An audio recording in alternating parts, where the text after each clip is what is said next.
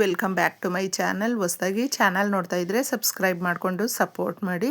ಸಚ್ಚಿದಾನಂದ ಸಾಯಿನಾಥ್ಗೆ ನಮಸ್ಕಾರ ಮಾಡುತ್ತಾ ಸಾಯಿನಾಥರ ಅನುಗ್ರಹ ಎಲ್ಲರ ಮೇಲೂ ಇರಲಿ ಅಂತ ವಿಡಿಯೋ ಪ್ರಾರಂಭ ಮಾಡ್ತಾ ಇದ್ದೀನಿ. ಸ್ನೇಹಿತರೆ, ಗುರುವಾರ ನಮಗೆ ಸಂಕಷ್ಟಹರ ಚತುರ್ಥಿ ಬಂದಿರೋದ್ರಿಂದ ಈ ದಿನ ನಾವು ಮಾಡುವಂಥ ಈ ಶಕ್ತಿದಾಯಕವಾದ ಈ ನೀರನ್ನು ನಮ್ಮ ಮನೆ, ನಮ್ಮ ಬಾಗಿಲಿಗೆ, ಪ್ರತಿಯೊಂದು ಜಾಗದಲ್ಲೂ ಕೂಡ ಚೆಲ್ಲೋದ್ರಿಂದ, ಪ್ರೋಕ್ಷಣೆ ಮಾಡೋದ್ರಿಂದ ಪ್ರತಿ ಮೂಲೆಯಲ್ಲೂ, ಪ್ರತಿ ಗೋಡೆಯಲ್ಲೂ ನಮ್ಮ ಮನೆಯಲ್ಲಿ ನಕಾರಾತ್ಮಕ ಶಕ್ತಿಗಳು ಏನಾದರೂ ತಾಂಡವವಾಡ್ತಾ ಇದ್ದರೆ ಅದನ್ನು ಅಬ್ಸರ್ವ್ ಮಾಡುತ್ತೆ. ನಮಗೆ ಎಲ್ರಿಗೂ ಗೊತ್ತಿರುತ್ತೆ ಈಗ ಎಷ್ಟು ಹಣಕಾಸಿನ ಸಮಸ್ಯೆಗಳು ಇದೆ, ಅದರ 2ರಷ್ಟು ನರದೃಷ್ಟಿ ಅನ್ನೋದಿದೆ. ಯಾಕಂದರೆ ನಾವು ಏಳಿಗೆ ಆಗ್ತಾ ಇಲ್ಲ, ನಿಂತ ನೀರಾಗಿದ್ದೀವಿ ನೋಡಿ. ಕಡಿಮೆ ಸಂಬಳ ದುಡಿಯುವಂಥವರು ಕೂಡ ಕೆಲವೊಬ್ಬರನ್ನ ನೋಡಬಹುದು ಎಷ್ಟು ಚೆನ್ನಾಗಿ, ಎಷ್ಟು ನೆಮ್ಮದಿಯಾಗಿ ಇರ್ತಾರೆ ಅಂತ. ಅಂದರೆ ನಾವು ಬೇಡದೇ ಇರುವಂಥ ವಿಚಾರಗಳಿಗೆ ಜಾಸ್ತಿ ತಲೆ ಕೆಡಿಸ್ಕೊಂಡಾಗ ಆಗುವಂಥದ್ದೇ ಈ ರೀತಿ ಇರುತ್ತೆ. ಅದಕ್ಕೋಸ್ಕರ ನಮ್ಮ ಆದಾಯ ಎಷ್ಟಿರುತ್ತೋ ಅದರ ಮೇಲೆ ನಾವು ಏನಾದರೂ ಪ್ಲ್ಯಾನ್ ಮಾಡಿಕೊಂಡು ಜೀವನ ಮಾಡೋದಕ್ಕೆ ಸ್ಟಾರ್ಟ್ ಮಾಡಿದ್ರೆ ಮಾತ್ರ ತುಂಬ ನೆಮ್ಮದಿಯಾಗಿ ಇರಬಹುದು. ಅದನ್ನು ಮೊದಲು ನಾವು ಕಲಿತ್ಕೊಂಡು ಅದರ ಮತ್ತೊಂದು ಪರಿಹಾರಗಳ ಮುಖಾಂತರ ಮಾಡಿಕೊಳ್ಳುವಂಥ ಸಣ್ಣ ಬದಲಾವಣೆಗಳು ಇದಾಗಿರುತ್ತೆ. ಅಂದರೆ ಮುಖ್ಯವಾಗಿ ನಮ್ಮಲ್ಲಿ ನಾವು ಬದಲಾವಣೆ ಮಾಡಿಕೊಳ್ಬೇಕು, ನಮ್ಮ ಮನೆಯಲ್ಲಿ ನಾವು ಬದಲಾವಣೆ ಮಾಡಿಕೊಳ್ಬೇಕು. ಆಗ ಮಾತ್ರ ಸಾಧ್ಯ ಆಗುತ್ತೆ. ಒಳ್ಳೆ ಫಲವನ್ನು ಕೊಡುವಂಥ ಪರಿಹಾರವನ್ನು ಇಲ್ಲಿ ತಿಳಿಸ್ತಾ ಇದ್ದೀನಿ ಸ್ನೇಹಿತರೆ. ಪ್ರತಿದಿನ, ವಾರ ಅನ್ನುವಂಥದ್ದು ನಮ್ಮನ್ನು ಬೇರೆ ಕಡೆ ತಿರುಗಿಸುತ್ತೆ. ಅಂದರೆ ನಾವು ಕಷ್ಟಪಡ್ತಾ ಇದ್ದೀವಿ ಅಂತ ಹೇಳಿದ್ರೆ ಕಷ್ಟನೇ ಇರೋದಿಲ್ಲ, ಸುಖ ಕೂಡ ಬರುತ್ತೆ. ನಂಬಿಕೆಯಿಂದ ಈ ರೀತಿ ಪರಿಹಾರಗಳನ್ನು ಮಾಡಿಕೊಳ್ಬೇಕು. ನಾವು ಗಣಪತಿಯನ್ನು ಸಂಕಷ್ಟಹರ ಚತುರ್ಥಿಯ ದಿನಗಳಲ್ಲಿ ತುಂಬ ಜನ ಉಪವಾಸ ಇದ್ದು ಪೂಜೆಯನ್ನು ಮಾಡುವಂಥದ್ದು. ಎಲ್ಲ ರೀತಿಯ ದೇವಾನುದೇವತೆಗಳಿಗೂ ಪೂಜೆ ಮಾಡೋದಕ್ಕೂ ಮುಂಚೆ ಗಣಪತಿಯನ್ನು ನಾವು ಆರಾಧನೆ ಮಾಡ್ತೀವಿ. ವಿಘ್ನ ವಿನಾಶಕ, ನಮ್ಮ ವಿಘ್ನಗಳನ್ನು, ನಮ್ಮ ಕೆಲಸಗಳಲ್ಲಿ ಬರುವಂಥ ವಿಘ್ನಗಳನ್ನು ತಂದೆ ಅದನ್ನು ವಿನಾಶ ಮಾಡ್ತಾನೆ. ಅದಕ್ಕೋಸ್ಕರನೇ ಗಣಪತಿಯನ್ನು ನಾವು ಆರಾಧನೆ ಮಾಡಬೇಕು. ಎಲ್ರಿಗೂ ಕೂಡ ವಿದ್ಯೆ, ಬುದ್ಧಿ, ಜ್ಞಾನ ಇದೆಲ್ಲವೂ ಬೇಕಾಗಿರೋದ್ರಿಂದ ಗಣಪತಿಯನ್ನು ನಾವು ಆರಾಧನೆ ಮಾಡಲೇಬೇಕು. ಈ ಪರಿಹಾರ ಮಾತ್ರ ತುಂಬ ಒಳ್ಳೆಯ ರಿಸಲ್ಟನ್ನು ಕೊಡುತ್ತೆ. ನಾವು ನೀರು ಅಂತ ಹೇಳಿದ್ರೆ ಪಂಚಭೂತಗಳಲ್ಲಿ ಒಂದು, ಸರ್ವೇ ಸಾಮಾನ್ಯವಾಗಿ ಅಂದ್ಕೊಂಡು ಬಿಡ್ತೀವಿ ನೀರು ತಾನೆ ಅಷ್ಟೇ, ಇದರಲ್ಲಿ ಏನಿದೆ, ಏನು ಸಮಸ್ಯೆಯನ್ನು ಬಗೆಹರಿಸುತ್ತೆ ಇದು ಅಂತೇನಾದರೂ ನಿಮ್ಮ ಮನಸ್ಸಿಗೆ ಬಂದುಬಿಟ್ಟಿದೆ ಅಂತ ಹೇಳಿದ್ರೆ ನೀವು ಮಾಡೋದಕ್ಕೆ ಹೋಗಬೇಡಿ ಸ್ನೇಹಿತರೆ. ಯಾವುದೂ ಅಷ್ಟೇ ನಮ್ಮ ಮನಸ್ಸಿಗೆ ಇದು ಏನು ಮಾಡೋಕ್ಕೆ ಸಾಧ್ಯ ಅಂತ ಹೇಳಿದ್ರೆ ಈ ಪರಿಹಾರ ನಾವು ಮಾಡಿದ್ರೂ ಕೂಡ ರಿಸಲ್ಟ್ ಬರೋದಿಲ್ಲ. ಪೂರ್ತಿ ನಂಬಿಕೆ ಇಟ್ಟು ಏನಾದರೂ ನೀವು ಮಾಡಿದ್ರೆ ಮಾತ್ರ ಒಳ್ಳೆ ರಿಸಲ್ಟ್ ಅನ್ನೋದು ಬರುತ್ತೆ. ತಾಮ್ರದ ಚೊಂಬಿನಿಂದ ಮಾಡುವಂಥ ಪರಿಹಾರಗಳು ಶ್ರೀ ಮಹಾಲಕ್ಷ್ಮಿಗೆ ಇಷ್ಟ, ತಾಯಿ ಪ್ರಸನ್ನಗೊಳ್ತಾಳೆ. ಅದಕ್ಕೋಸ್ಕರ ತಾಮ್ರದ ಚೊಂಬಲ್ಲಿ ಶುದ್ಧವಾದಂಥ ನೀರನ್ನು ತಗೊಳ್ಳಿ.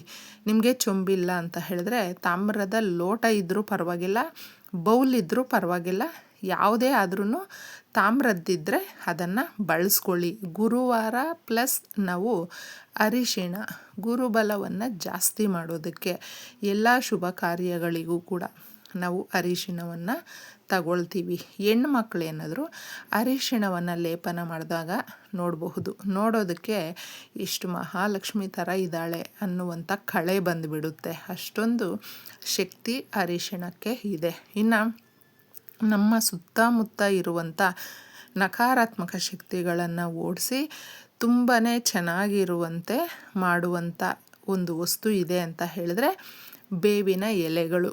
ಬೇವಿನ ಎಲೆ ಅನ್ನುವಂಥದ್ದು ತುಂಬ ಆರೋಗ್ಯವರ್ಧಕವಾಗಿ ಇರುತ್ತೆ ಹಾಗೂ ಸಮಸ್ಯೆಗಳನ್ನು, ನಕಾರಾತ್ಮಕ ಸಮಸ್ಯೆಗಳನ್ನು ಹೋಗಲಾಡಿಸುವಂಥ ಶಕ್ತಿ ಬೇವಿನ ಎಲೆಗಳಿಗೆ ಇರೋದ್ರಿಂದ ಸ್ವಲ್ಪ ಬೇವಿನ ಎಲೆಗಳನ್ನು ಕೂಡ ನೀವು ಇದಕ್ಕೆ ತಗೊಳ್ಬೇಕು.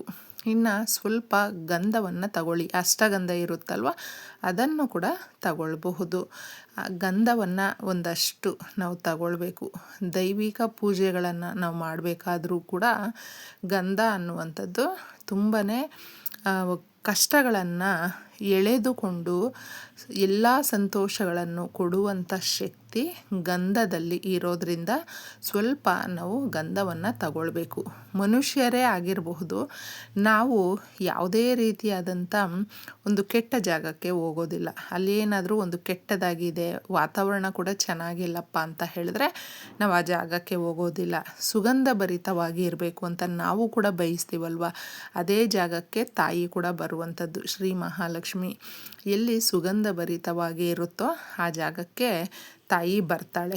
ಅದಕ್ಕೋಸ್ಕರ ನೀವು ಈ ಲಕ್ಷ್ಮೀ ದೇವಿಯನ್ನು ನಾವು ಒಲಿಸ್ಕೊಳ್ಬೇಕು ಅಂದರೆ ಈ ರೀತಿ ಸ್ಯಾಂಡಲ್ಲು, ರೋಸು ವಾಟರ್ ಈ ಥರ ಯಾವುದಾದ್ರೂ ಪರವಾಗಿಲ್ಲ, ನೀವು ಪರ್ಫ್ಯೂಮ್ ಇರುತ್ತಲ್ವ ಅದು 2 ಹನಿ ಹಾಕ್ಕೊಳ್ಳಿ. ತದನಂತರ ಪಚ್ಚ ಕರ್ಪೂರ ಅನ್ನುವಂಥದ್ದು ಸಾಧಾರಣವಾಗಿ ಇರುವಂಥದ್ದಲ್ಲ. ನಾವು ದೇವಸ್ಥಾನಗಳಲ್ಲಿ ತೀರ್ಥಕ್ಕೆ ನೋಡಬಹುದು, ಆರತಿ ಬೆಳಗೋದಕ್ಕೆ ನೋಡಬಹುದು, ಪ್ರಸಾದಕ್ಕಾಗಿರಬಹುದು ಇದನ್ನು ಬೆರೆಸ್ತಾರೆ. ಅಂದರೆ ಎಲ್ಲರೂ ಕೂಡ ಆರೋಗ್ಯವಾಗಿರಬೇಕು, ಚುರುಕಾಗಿರಬೇಕು, ಒಳ್ಳೆ ಜ್ಞಾನ ಬರಬೇಕು, ಹಾಗೆ ದುಡ್ಡು ಆಕರ್ಷಿಸಬೇಕು ಅನ್ನೋದಕ್ಕೆ ಇದು ಸಹಾಯ ಮಾಡುತ್ತೆ. ಇನ್ನು ಮುಖ್ಯವಾಗಿ ಕಲ್ಲುಪ್ಪು ಅನ್ನುವಂಥದ್ದು ಒಂದಷ್ಟು ತಗೊಳ್ಳಿ ಸ್ವಲ್ಪ. ಇಷ್ಟೆಲ್ಲ ವಸ್ತುಗಳನ್ನು ಕೂಡ ತಾಮ್ರದ ಚೊಂಬಲ್ಲಿ ಹಾಕಿ ಒಂದು ಸ್ವಲ್ಪ ಹೊತ್ತು ನೀವು ಇಟ್ಬಿಡಿ ಸ್ನೇಹಿತರೆ. ತದನಂತರ ಇದನ್ನು ನೀವು ಸಂಜೆ ಮೇಲೆ ಕ್ಲೀನಾಗಿ ಮನೆಯ ಹೊರಗಡೆ ಇದನ್ನು ಎತ್ಕೊಂಡು ಬಂದುಬಿಟ್ಟಿದ್ದೆ. ಫಸ್ಟು ಮನೆಯ ಬಾಗಿಲತ್ರ ಸ್ಟಾರ್ಟ್ ಮಾಡಬೇಕು. ಹೊಸ್ತಿಲ ಹತ್ರ ನಾವು ಸಿಂಹದ್ವಾರ ಅಂತ ಹೇಳ್ತೀವಲ್ವ, ಆ ಜಾಗದಿಂದ ಇದನ್ನು ಪ್ರೋಕ್ಷಣೆ ಮಾಡೋದಕ್ಕೆ ಪ್ರಾರಂಭ ಮಾಡಬೇಕು.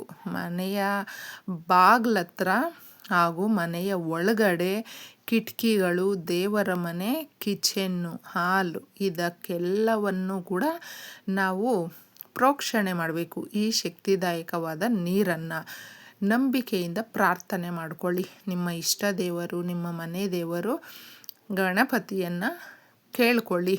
ನಮ್ಮ ಮನೆಯಲ್ಲಿ ಇರುವಂಥ ಸಮಸ್ಯೆಗಳನ್ನು ಬಗೆಹರಿಸು ಅಂತಂದ್ಬಿಟ್ಟು ಕೇಳ್ಕೊಳ್ಬೇಕು. ಪ್ರತಿ ಮೂಲೆಯಲ್ಲೂ ಕೂಡ ಪಾಸಿಟಿವ್ ಯಾವ ರೀತಿ ಇರುತ್ತೋ ನಕಾರಾತ್ಮಕ ಶಕ್ತಿಗಳು ಕೂಡ ಇರೋದರಿಂದ ಜಾಸ್ತಿ ಅದರ ಕಾಟ ಅನ್ನೋದು ಇರುತ್ತೆ. ಅದಕ್ಕೆ ಅವುಗಳನ್ನು ನಾವು ನಿವಾರಿಸ್ಕೊಳ್ಳೋದಕ್ಕೆ ಅಂತಲೇ ಈ ನೀರು ಬಳಸ್ತಾ ಇರುವಂಥದ್ದು. ತದನಂತರ ಇಷ್ಟು ನೀರು ನೀವು ಪ್ರೋಕ್ಷಣೆ ಮಾಡ್ಕೊಂಡಾದಮೇಲೆ ಇನ್ನೂ ಇದೆ ಅಂತ ಹೇಳಿದ್ರೆ, ನಿಮ್ಮ ಮನೆ ಇಂಡಿವಿಜುವಲ್ ಆಗಿದ್ದರೆ ನಿಮ್ಮ ಬೌಂಡ್ರಿ ಎಷ್ಟಿರುತ್ತೋ ಅದಕ್ಕೆಲ್ಲವೂ ಕೂಡ ಪ್ರೋಕ್ಷಣೆ ಮಾಡ್ಕೊಳ್ಬಹುದು. ಇಲ್ಲ ಅಂತ ಹೇಳಿದ್ರೆ ನಿಮ್ಮ ಮನೆಯ ಟೆರೇಸ್ ಮೇಲೆ ಕೂಡ ಇದನ್ನು ಪ್ರೋಕ್ಷಣೆ ಮಾಡಿ. ಈ ರೀತಿ ನಾವು ಮನೆ ಒಳಗಡೆ ಮನೆಯ ಹೊರಗಡೆ ಎರಡೂ ಕಡೆ ಪ್ರೋಕ್ಷಣೆ ಮಾಡಿದಾಗ ಒಳ್ಳೆಯದು ವಾತಾವರಣ ಆಗುತ್ತೆ.